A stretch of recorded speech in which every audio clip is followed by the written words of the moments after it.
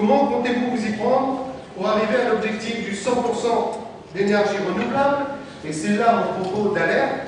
Lorsque l'on sait que la situation du monopole de la production et de la distribution de l'électricité à La Réunion empêche tout projet de concurrence. Oui, il a été mis en place une gouvernance énergie, mais qui a le dernier mot dans ces réunions?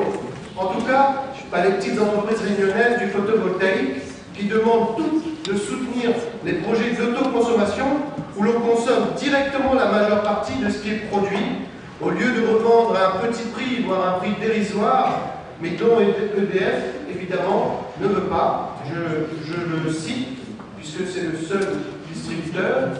Aujourd'hui, dans nos bureaux, dans les bureaux climatisés à l'électricité, donc essentiellement aux énergies fossiles, comprenez-vous, on en parlait tout à l'heure, la détresse des milliers de lycéens qui ont chaud, beaucoup trop chaud et ne peuvent plus travailler. Qu'attendez-vous pour intégrer la climatisation solaire dans le projet de rénovation thermique des lycées en souffrance depuis des années? Qu'attendez-vous pour mener une politique volontariste et faire de La Réunion un territoire à énergie positive, produisant plus d'énergie durable qu'il n'en consomme? Pourquoi ne pas, comme d'autres régions, en pointe sur cet enjeu de développement économique majeur l'ont fait, créer le Fonds régional d'excellence environnementale sur 4 volets? 1. Efficacité énergétique et maîtrise de la demande en énergie. 2. Développement des énergies renouvelables. 3. Économie circulaire. 4. Projets territoriaux de développement durable.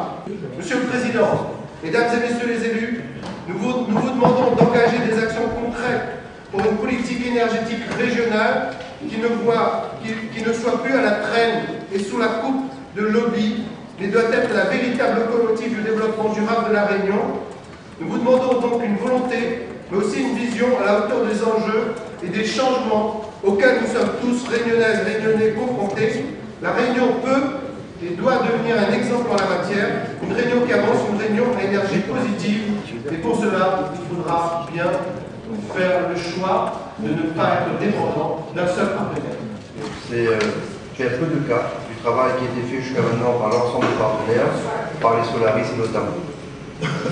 Savez-vous, Monsieur Cadet, aujourd'hui que le parc de chauffe-eau solaire, c'est 135 000 chauffe-eau solaires? Savez-vous également qu'on anime un dispositif qui s'appelle Éco-Solidaire? C'est 4500 foyers réunionnais qui, depuis 3 ans, ont bénéficié de l'eau chaude solaire grâce à un soutien conséquent de la région Réunion et de notre partenaire EDF. Savez-vous également que la région Réunion, aujourd'hui, expérimente, c'est le seul territoire d'outre-mer à le faire, le service local d'intervention pour la maîtrise de l'énergie.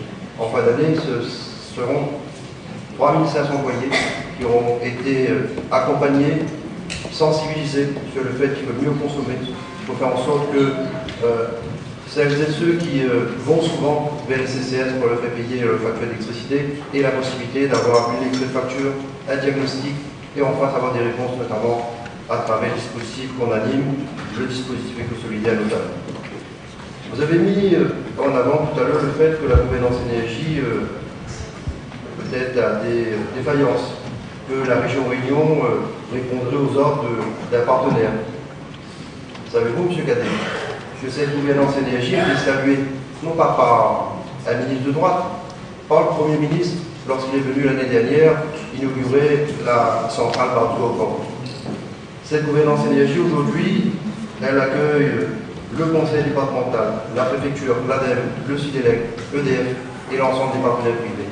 Certes, on pourrait faire mieux, certes, on pourrait aller encore au-delà, mais faire croire aux Réunionnais que dans le domaine des énergies renouvelables, dans le domaine de la lutte pour la précarité énergétique, que la région Réunion est absente, je pense que c'est manquer de respect pour le travail que font tous les partenaires sur cette thématique qui est importante.